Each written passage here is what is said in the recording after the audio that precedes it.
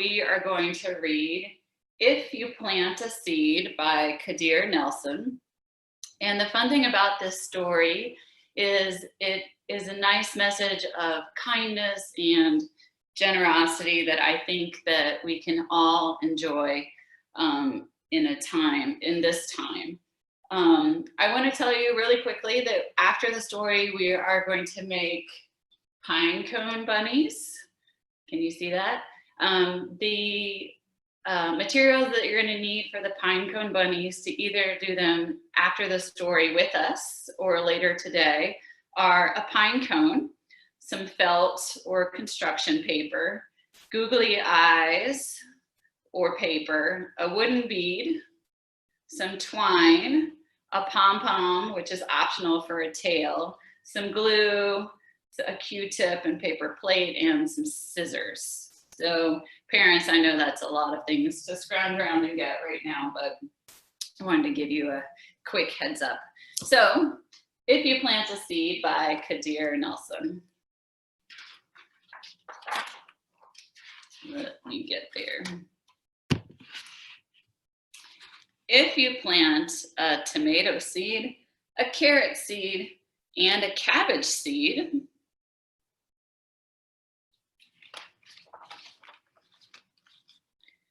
in time, with love and care,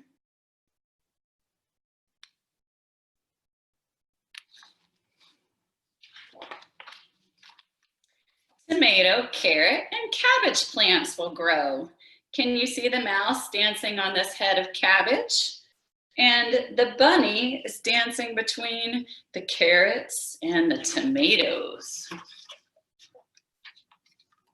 Num, num, num, num, num. Can you see them enjoying all of those fresh vegetables? The red tomatoes and the orange carrots. Somebody's coming to see what's going on. Can you see the mourning dove and the raven? And the bluebird and the cardinal? They are so curious about these fresh vegetables.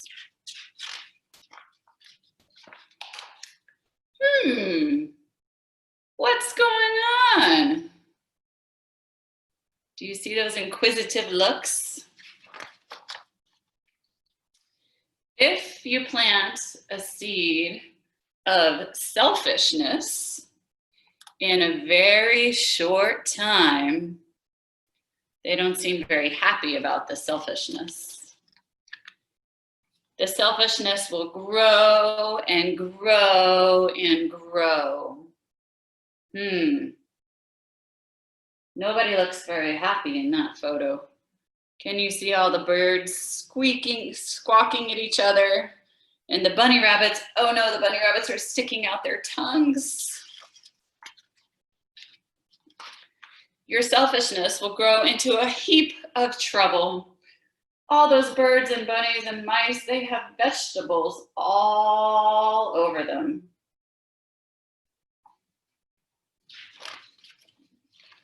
But if, on the other hand, you plant a seed of kindness, see how the mouse is offering a tomato to the birds?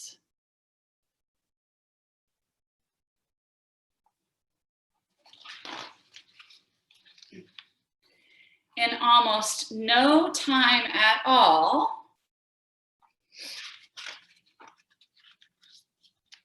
the fruits of kindness, I want to make sure that you can see this. Can you see the birds carrying seeds? And the seeds are raining down onto the land.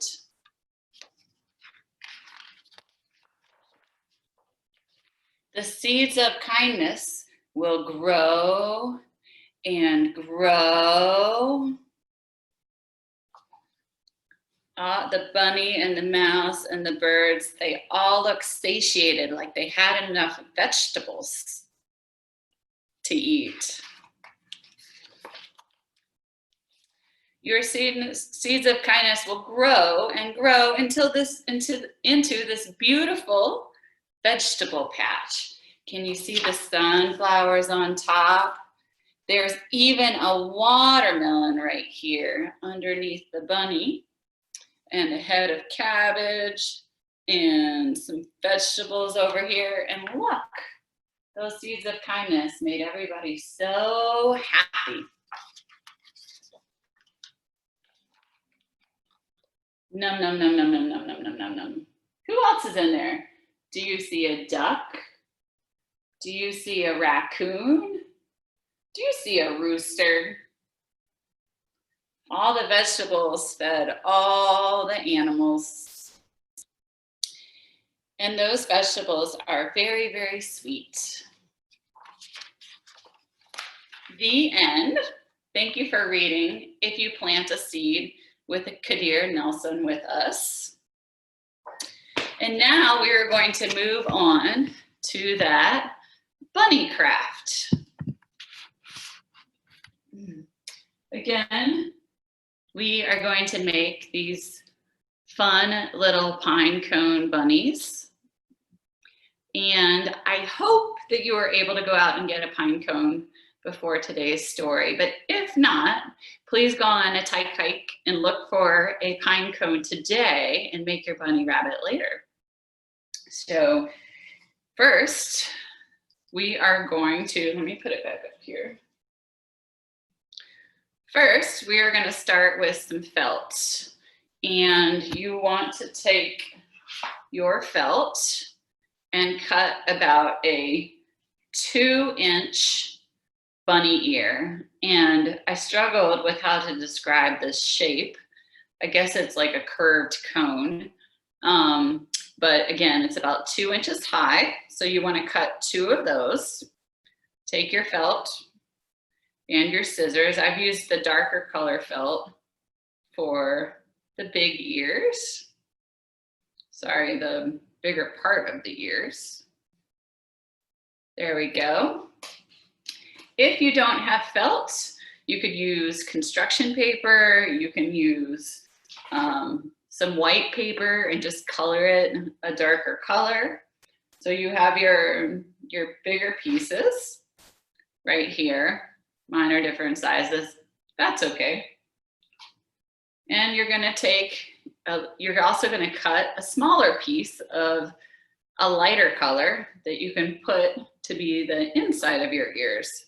So take your trusty glue. I use tacky glue. And something I put in my instructions this time is to put it on a paper plate and use little fingers.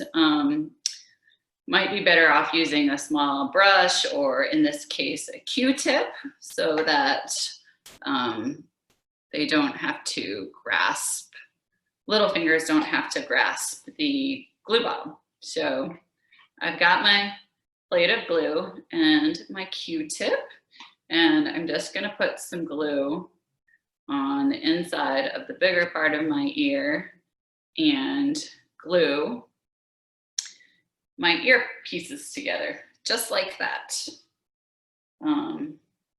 As you can imagine, I have 2 of those already made.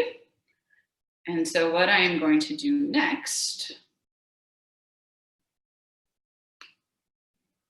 is apply those to my pine cone. So you want to take your Q-tip again and apply some glue to the bottom of your ear. Not your ear, the felt ear, to be clear. And I kind of like to wedge it inside of the pine cone with some glue so that it sticks up, just like that. So add some glue using your Q-tip. Oh, that's not the one that's stuck together. Add some glue to the bottom of the felt ear and stick it inside the pine cone again. Now that's kind of funny. I'm making a bunny with 2 different color ears. That's okay. So next, after your ears are sticking up, you want to grab some googly eyes. Now, I think googly eyes are a lot of fun. They are also made out of plastic, but if you didn't want to use googly eyes or you don't have them, then you can also draw some eyeballs on a piece of white paper and use them to glue as well. So I'm going to apply some glue to the back of my googly eyes. See the glue on there? And the glue I'm going to use to stick these googly eyes onto the pine cone. Oof, that one's getting away from me. Okay. Now, googly eyes are sometimes a little bit heavy, so they may want to fall off your pine cone, which is okay. You just have to stick them back on. So there we have our 2 ears and our 2 eyes. So we're getting there. Your next task, and this might need some parental help because this is a fine motor skill that may be challenging for some little ones, but it's also good to try it. So take your bead, and I've cut a piece of twine that's about 2 inches long. So I'm going to take that twine and thread the bead so that the bead is in the middle of the twine. And then I'm going to, I don't know the word for this, spread out some of the twine so that it looks fuzzy like whiskers.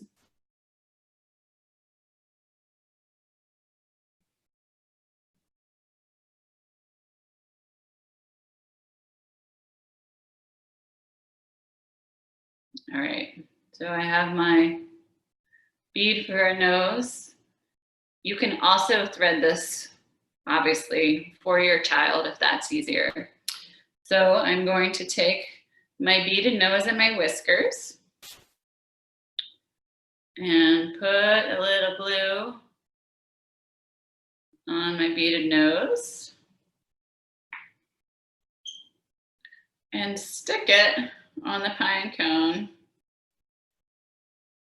below my eyes.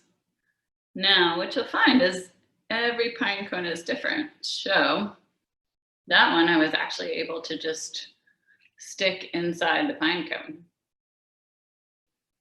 So now that we have our ears and eyes, a nose and whiskers, it's time for our bunny rabbit tail.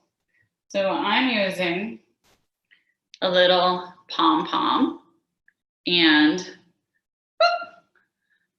I would love to know from parents, I didn't think of an alternative for a pom-pom, but if you think of an alternative for a pom-pom, if you don't have one at home, I would love to know it, because we are all about providing alternatives and modifications right now in this time where it's not easy to run out and get something.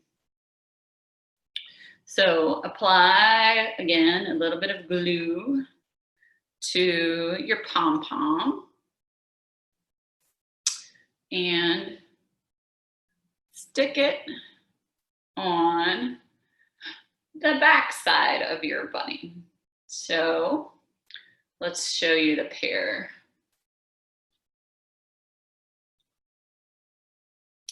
We have now a pair of bunny rabbits with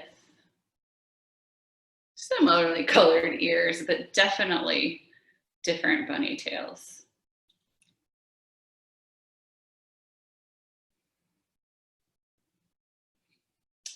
So we hope, I'll say my goodbyes now. We hope that you have enjoyed reading. If you plant a seed with us this morning and making a pine cone bunny rabbit with us, these are some of the activities that we would do on a Tyke Hike or at a Tyke Hike birthday party. And we are happy to do them with trees at